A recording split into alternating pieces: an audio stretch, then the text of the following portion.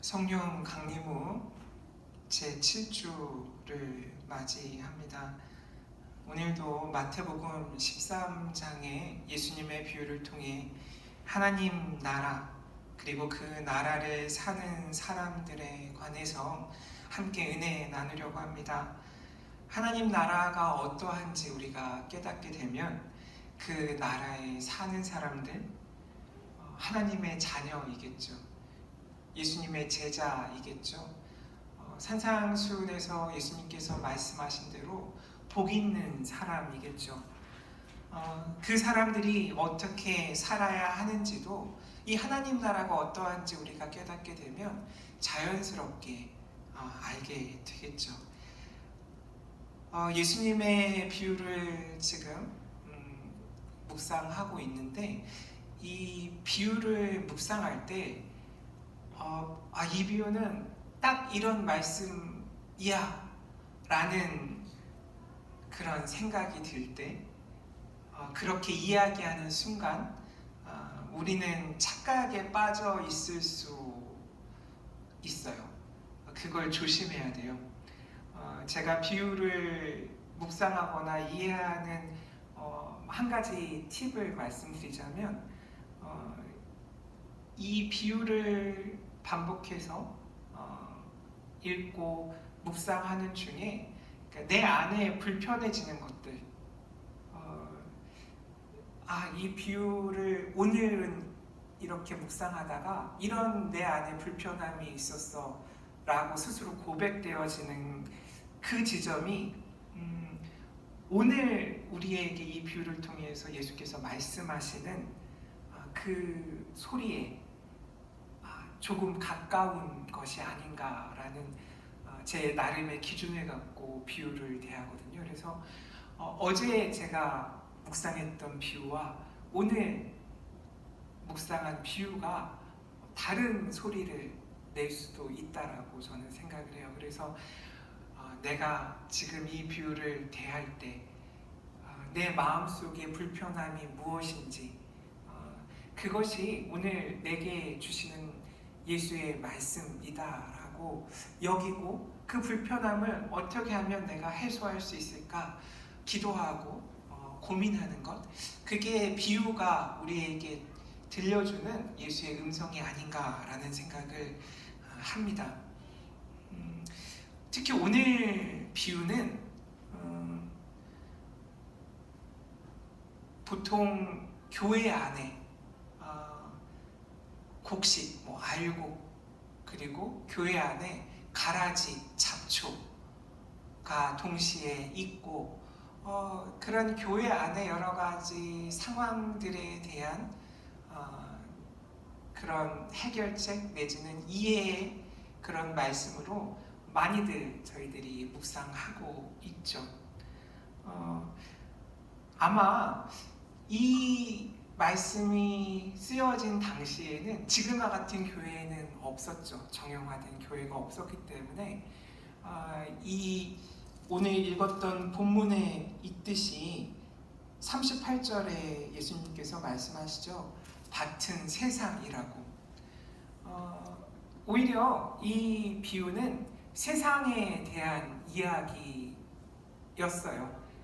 교회에 대한 이야기라기보다는 출발은 그렇게 시작했던 것이라고 이해하는 게 조금 더 나은 것 같은데, 결국 지금을 살아가는 우리가 이 말씀을 아까 말씀드렸던 것처럼 묵상할 때 이 곡식과 가라지가 혼재되어 있는 이 땅은 세상이고 또 교회일 수도 있는 거죠. 그래서 이 비유가 말씀하시는 대로 내 안에 그 불편한 지점을 잘 찾아서 그 깨달음을 우리가 삶 속에서 개선하면 될 것 같습니다. 그래서 오늘은 이 뒷부분, 읽었던 뒷부분보다 앞부분 27절, 28절 그리고 30절 그 세 절을 중심으로 이 하나님 나라 그리고 이 하나님 나라에서 사는 사람들, 그 부분에 대해서 제가 한 주 동안 또 묵상하면서 그렇구나, 라고 생각되었던 부분들을 여러분들과 함께 나누고자 합니다. 먼저 이 이야기 들어가기 전에 곡식, 가라지 이 두 부분을 조금 이미 알고 있는 내용들일지라도 한번 짚고 넘어가면 좋겠죠. 뭐 곡식, 우리로 치면 벼겠죠. 이 지역에서는 이 예수님 당시에서는 밀일 거예요. 주 곡식이 밀이고 빵을 만들어 먹었을 테니까요. 그리고 여기에 나오는 가라지는 독보리라고 보통 이야기해요.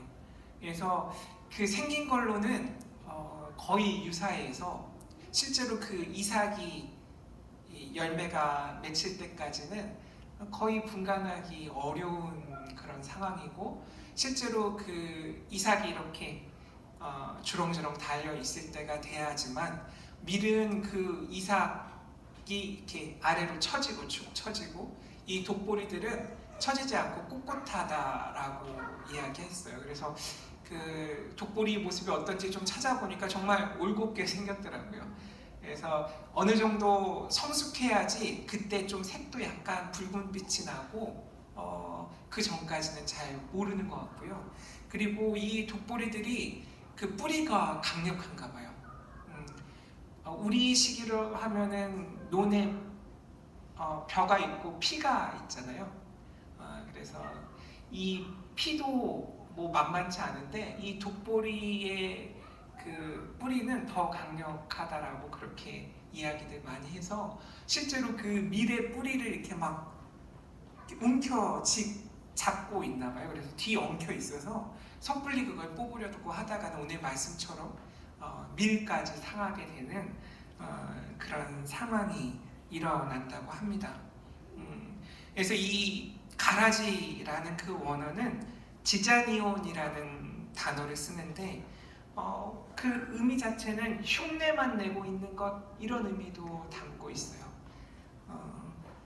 결국 시토스, 밀은 아니고 밀과 유사한 그런 가라지의 모습인 거죠.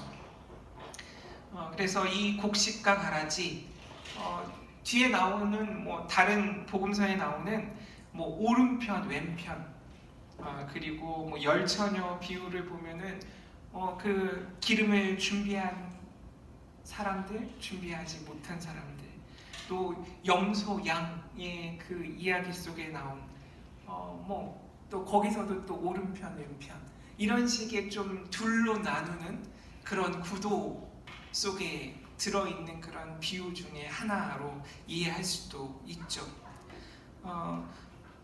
이 과정은 비슷하지만, 성장하는 과정은 비슷하지만 마지막 때가 이르면 구별되는 그 내용들을 담고 있습니다. 지난주 씨 뿌리는 자의 비유도 그렇고 이번 주도 그렇고, 제가 실제 뭐 농사를 지어본 경험도 없고, 잠깐 그런 그 텃밭이라고 할까요? 그 공동 농장에서 그 교우들을 도와서 잠깐 그런 뭐 노동이라고 하기도 좀 부족한 그런 일을 한 뭐 1년 반 그렇게 도운 적이 있는데, 이 잡초들이 그렇게 강력한지 저는 몰랐었거든요.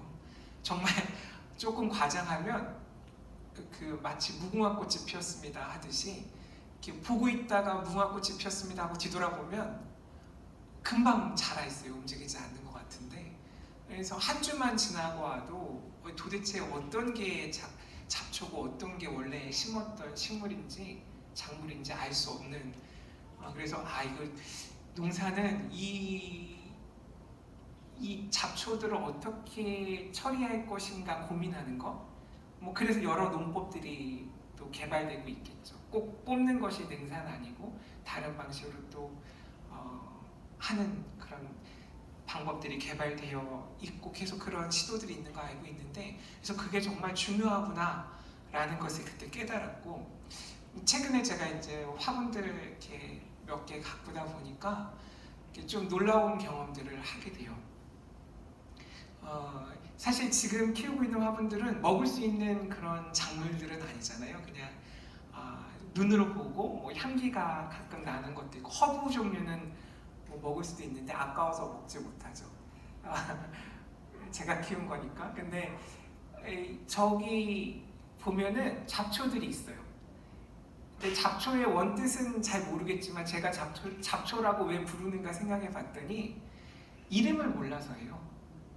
분명히 이름이 있을 텐데 제가 잡초라고 부르는 기준은 이름을 모르는 그 풀들을 잡초라고 부르더라고요. 그래서 잘 뽑지 않아요.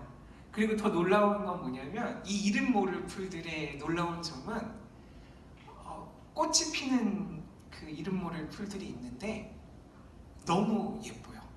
지금 나가면 있을지 모르겠는데 노란색 작은 꽃도 있고요. 약간 보랏빛을 도는 그런 남색 그런 꽃들이 있는데 이 놀라운 게 뭐냐면 제가 잡초 뽑아버려야지 하는 순간 꽃이 딱 보여요. 그래서 뽑을 수가 없어요. 그리고 그렇게 제가 이렇게 뽑으려고 유혹에 빠지는 그 순간, 그러니까 뭐 오전이나 좀 이른 오후에는 그 꽃들이 있고요.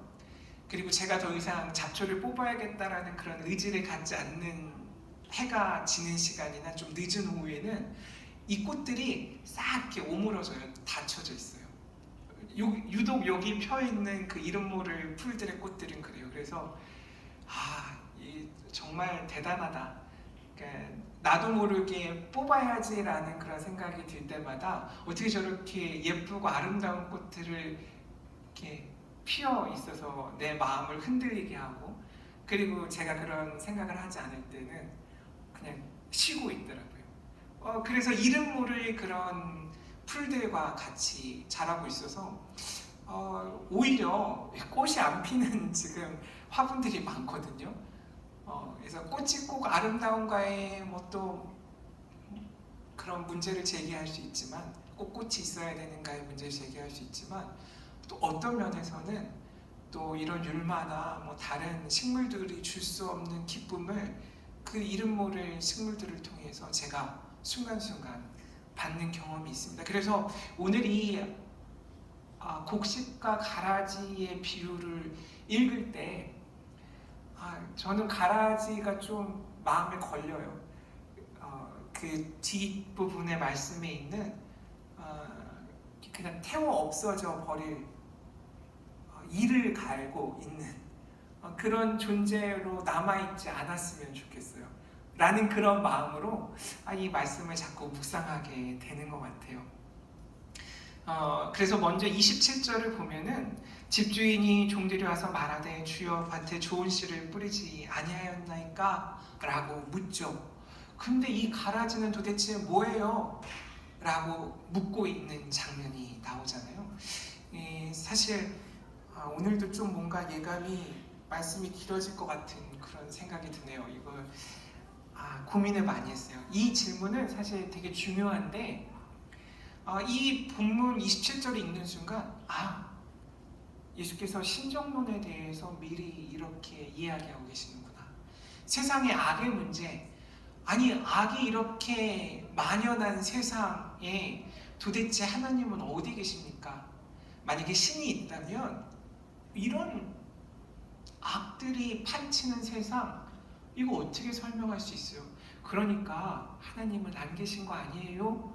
라고 묻는 그 질문에 대한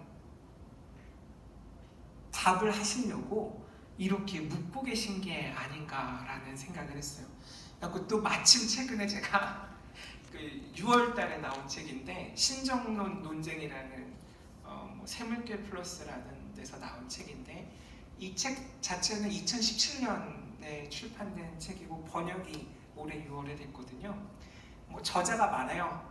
5명이 각각의 파트를 쓰고 그걸 또 편집한 사람들이 있는 책이에요. 그래서 기독교 신앙과 악의 문제에 관한 5가지 관점이라는 주제를 갖고 있고, 사실 그렇게 쉬운 책은 아닌 것 같아요. 그런 논의 자체가 사실 어렵거든요. 근데 그래서 제가 서론만 읽어봤죠. 어려울 것 같으니까. 그래서 이 서론을 봤을 때 이 악이라는 것이 정의하기 어렵다라고 되어 있어요. 도대체 뭐가 악이야? 그 예가 너무나 다양하고 그 예마다 규정하기 어렵다라는 거죠. 근데 보편적으로 이 악을 분류할 때 도덕적인 악이 있고 자연적인 악이 있다고 해요. 도덕적인 악은 제가 이해하기로는 어떤 사람이 의도를 갖고 어떤 목적을 갖고 그래서 내 자유의지가 개입된 어떤 결과로 만들어진 거예요. 그래서 최근에 일어났던 인종차별, 뭐 학살, 뭐 다른 사람을 못살게 구는 어떤 고문, 그런 폭력, 테러, 도둑질, 뭐 작게는 도둑질, 험담, 뭐 부정직한 거, 탐욕, 그리고 뭐 이런 것도 여기 나오죠. 폭식, 많이 먹는 것은 누군가 다른 사람이 먹을 것을 내가 더 취하는 거일 수도 있을 테니까 그게 뭐 또 질병 때문에 그러신 분들도 있어서 그렇게만 볼 수는 없죠. 어쨌든 도덕적인 악이라고 이야기하고요. 자연적으로 발생한 어떤 사건, 재해, 우리가 알고 있는 거죠. 뭐 태풍이나 가뭄이나 허리케인, 뭐 토네이도, 지진, 쓰나미 이런 것들에 관한 거든지 질병도 여기에 속해요. 내가 어떻게 할 수 없는 것들이에요. 또 장애도 있어요. 내가 장애를 갖고 싶어서 갖는 게 아니잖아요.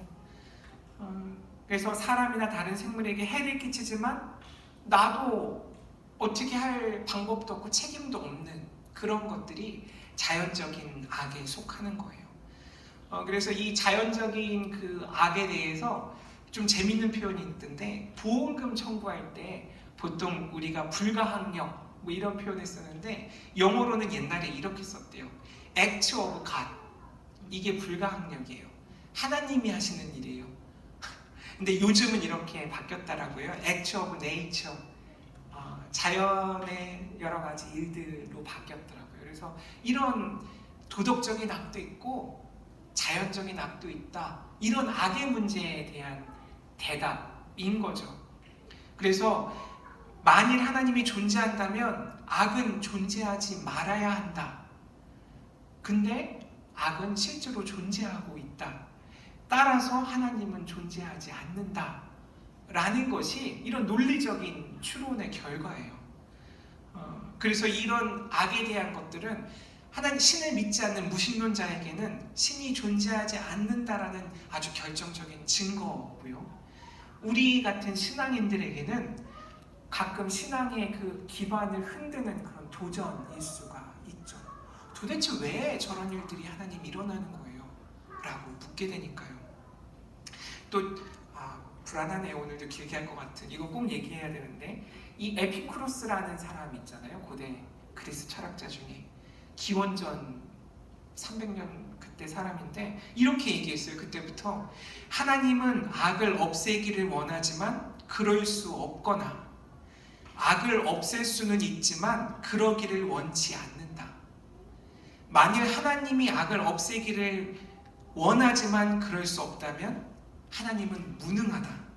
만일 하나님이 악을 없앨 수 있지만 그러기를 원치 않는다면 하나님은 사악하다. 만일 하나님이 악을 없앨 수 있고 정말로 없애기를 원한다면 왜 세상에 악이 존재하는가? 라고 벌써 에피쿠로스가 그때부터 이런 질문들을 하기 시작했던 거죠. 그래서 나온 논리적인 답이 신정론이에요. 디아시드라고요. 디아시드. 이거 신정론은 악의 존재를 하나님의 섭리 가운데 포함시키는 거예요. 그리고 또 하나의 그런 논리적 반증인데 그건 뭐냐면 변호예요. 디펜스예요. 이거는 하나님의 일은 관여하지 않고 악의 근거로 이렇게 펼쳐놓은 그런 논증들, 그 전제들을 뽑아서 이거 잘못되지 않았어? 해서 악의 그 논거들을 반박하는 형태가 디펜스라고 하는 거예요. 그래서 여긴 좀 부담이 없죠. 하나님이 이래서 악도 하나님께서 큰 계획 속에 있는 일부분이야 라고 얘기하는 그런 부담을 갖지 않고 악의 문제를 가지고 그 안에 있는 논리적인 문제들을 끄집어내는 게 디펜스예요. 뭐 어쨌든 그래서 이 질문 27절은 신정론의 문제죠. 악의 문제가 있는데 하나님 도대체 어디 계십니까? 라고 이 일꾼들이 우리를 대신해서 묻고 있는 거예요. 어쨌든 이 신정론에 대한 질문과 대답은 시원하지 않아요. 그래서 이 고전적인 관점에서 보면 우리가 알고 있는 아우구스티누스, 토마스 아퀴나스, 마틴 루터, 카이뱅, C.S. 루이스, 최근에 어떤 교황청의 교황까지도 하나님은 전능하고 무한히 자애롭다는 가정 하에서 어떻게 악이 존재할 수 있는가라는 그런 질문을 던진다면, 악은 하나님이 허용하시기 때문에 발생하고 하나님은 그로부터 더 큰 유익을 이끌어 내신다라는 기본적인 그런 답을 가지고 있는 게 이 신정론의 고전적인 그런 한 측면이에요. 그리고 이 책에 나와 있는 그런 5가지 견해 중에 제가 개인적으로 마음에 갔던 것은 본질적인 케노시스 관점이라는 거예요. 케노시스는 자기 비움이라는 뜻이에요. 예수님께 가장 잘 드러나는 모습이죠. 하나님이 왜 악을 막지 않는가라는 질문에 빌립보서 2장 3절에서 8절 사이의 말씀을 통해서 우리가 그 답을 찾을 수 있어요. 기니까 7절만 보면, 빌립보서 2장 7절만 보면, 오히려 자기를 비워 종의 형체를 가지사 사람들과 같이 되셨고, 이게 예수님, 하나님의 본성이라는 거예요. 예수님은 하나님의 능력이 강요의 힘이 아니라 설득의 힘이라는 것을 몸소 보여주신 거죠. 예수님은 종의 본성을 취함으로써 자신을 아무것도 아닌 존재로 만드는, 그래서 나를 비우는 그 케노시스를 보여주셨다라는 거예요. 그래서 이런 예수님의 능력은 우리가 끊임없이 말씀을 통해서 이야기하고 있는 지점과 맞닿아 있는데, 다른 능력이 있으신 게 아니라 다른 사람을 향해 있는 것, 통제하는 사랑이 아니라 섬기는 사랑을 보여주시는 것. 그래서 우리에게 악의 문제에 대한 해법은 어떤 통제하고 억제하고 강력하게 변화시키려는 그런 힘으로 작용하는 것이 아니라 나를 비우는 형식으로 이 강력한 힘이 작용한다라는 거예요. 그래서 이 책에서 자애라는 표현이 쓰는데, 찾아봤어요. 이렇게 자애가 도대체 뭐지? 했더니 아랫사람에게 베푸는 도타운 사랑이에요. 그리고 도타운은 또 뭔지 찾아봤더니 서로의 관계에 사랑이나 인정이 많고 깊은 것을 도탑다라고 이야기해요. 이 도타운 사랑이 바로 자기 비움 케노시스라는 거예요. 그래서 하나님은 그러실 수 없는 존재라는 거예요. 악을 막으실 수 없는 존재라는 그 이야기를 하고 있더라고요. 지배하지 않는 하나님의 사랑 때문에 하나님은 악을 일방적으로 막으실 수 없으시다 라는 학자의 의견이 있어요. 물론 저는 그럼에도 불구하고 하나님이 어떤 식으로든 훨씬 더 적극적으로 개입하실 때가 있다라고 저는 개인적으로 고백해요. 여러 가지 그런 신정론에 대한 측면 중에 큰 2가지 흐름만 제가 시간이 너무 많이 갔지만 말씀드렸어요.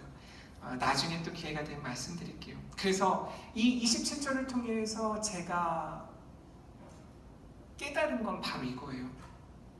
신앙인은, 예수 그리스도의 제자는, 하나님의 자녀는, 복 있는 사람은 악의 한복판에서도 하나님에 대한 신뢰가 가능한지 끊임없이 묻는 사람이에요. 내가 악의 한복판에 서 있더라도 내가 하나님을 끊임없이 믿고 의지할 수 있는가를 끊임없이 질문하는 사람이 바로 제자라는 거예요. 악의 현실을 외면하지 않으면서도 하나님을 어떻게 내가 찾을 수 있을지, 그리고 그 하나님을 찾는 질문과 시도들을 어떻게 다양한 방법으로 내 삶 속에서 향할 수 있는지를 고민하는 사람들, 기도하는 사람들이 바로 제자라는 것.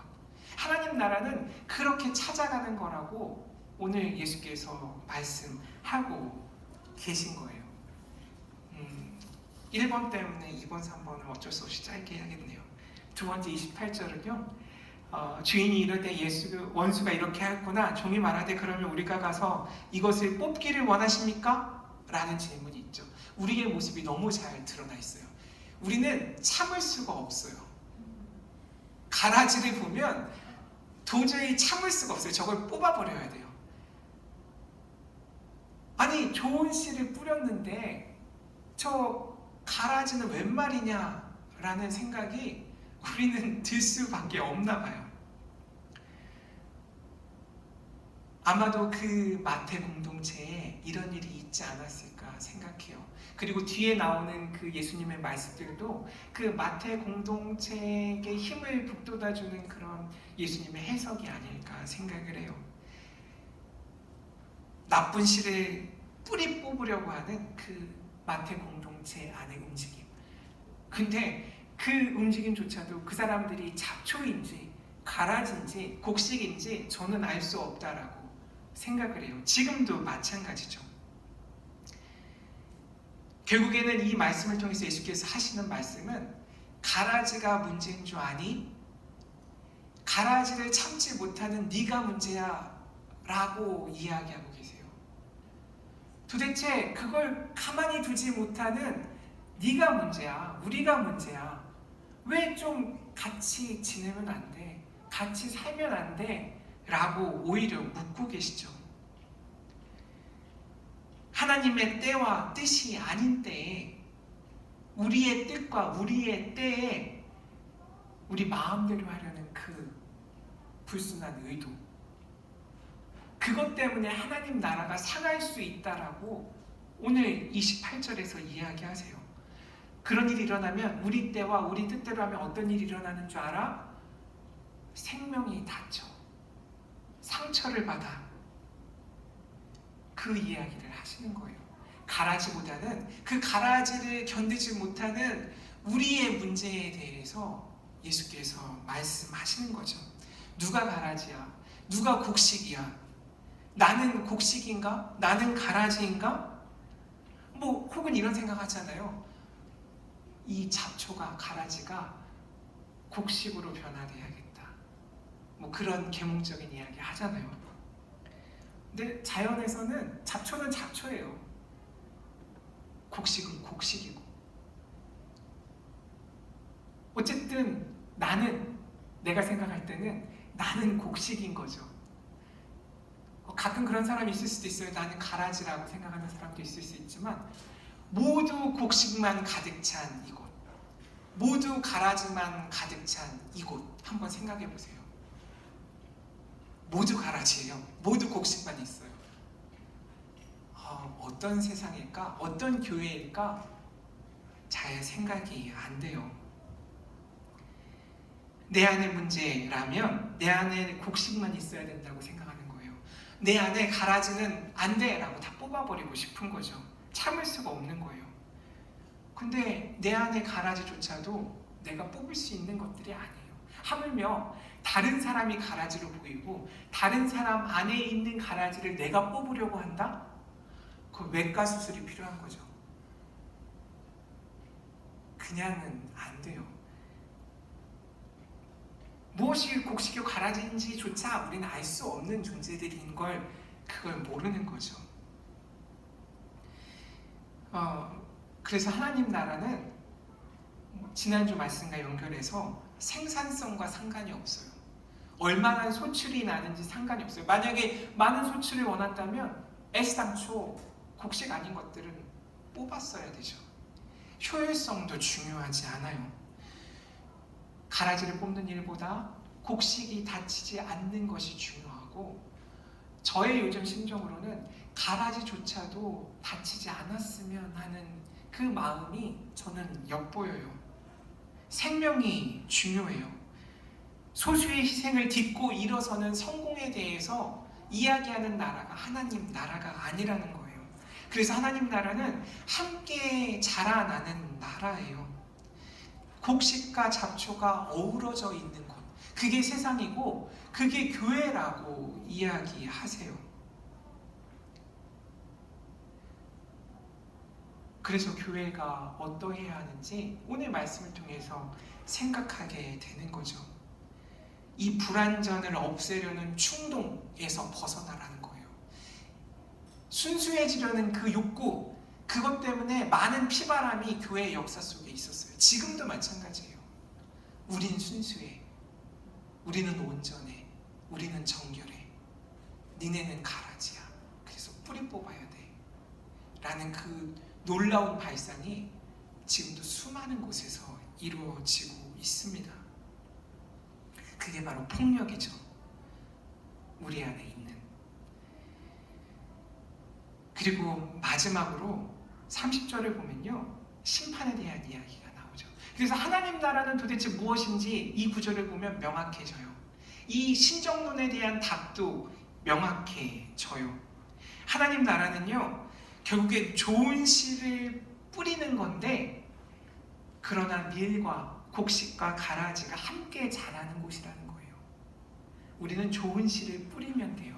그렇지만 그 상황 가운데 가끔 가라지도 자랄 수 있고 곡식도 잘 자랄 수 있어요.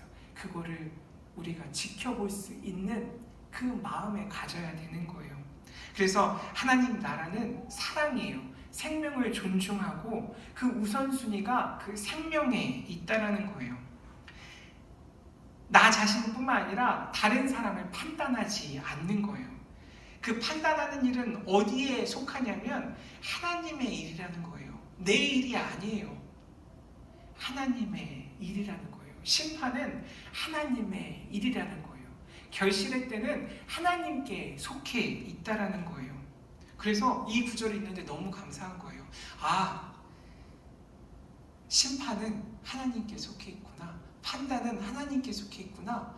그래서 너무 감사해요. 왜 감사하냐면 내가 그 판단의 책임을 지지 않아서 너무 감사해요. 내가 그 결실에 관여하지 않아서 감사한 거예요. 판단과 심판으로부터 우리를 자유롭게 해주셔서 감사한 거예요. 하나님의 일이라는 걸 인정하면 글쎄요, 내 스스로도 다른 사람과도 싸울 일이 없어지는 거예요. 다툴 일이 없어지는 거예요. 그래서 심판은 사랑이에요. 우리를 지키시기 위해서 하시는 게 심판이라는 그런 깨달음이 왔어요. 왜냐하면 그 우선순위가 생명에 있기 때문에 그 심판을 통해서 우리를 자유롭게 해주시는 거예요. 사는 동안. 그래서 이 큰 감동 30절 통해서 보면 이 가라지를 먼저 걷어서 또 정성스럽게 단으로 묶고 나중에 불사르시기 위해 준비하세요. 이 부분조차에서도 하나님의 사랑이 저는 느껴졌어요. 먼저 거두는 거. 아마 똑같죠. 밀을 뽑을 때나 이 가라지를 뽑을 때나 한꺼번에 뽑으려면 다칠 수 있으니까 구별하는 그 세심한 일들이 필요하고, 물론 이것이 갖고 있는 독보리가 갖고 있는 독소 때문에 그냥 먹으면 탈이 날 수 있는 식물이죠. 근데 이것조차도 하나로 묶어서 불사르는 거예요. 그래서 작년 그 전부터 끊임없이 이야기하는 이 신약에 크게 흐르는 큰 주제, 그것은 하나됨이라고 말씀드렸잖아요. 그것이 하나님 사랑이고 이웃 사랑이라고 이야기했는데, 이 하나됨이라는 것이 무엇인가라는 것에 대해서 다시 생각해 보게 됐어요. 하나됨은 곡식만 있는 하나됨이 아닌 거예요. 가라지만 있는 하나됨이 아닌 거예요. 우리와 똑같은 비슷한 생각을 하고 비슷한 수준의 사람들이 모여 있는 하나됨, 그래서 오는 평화가 아닌 거를 오늘 말씀을 통해서 또 깨닫게 됐어요.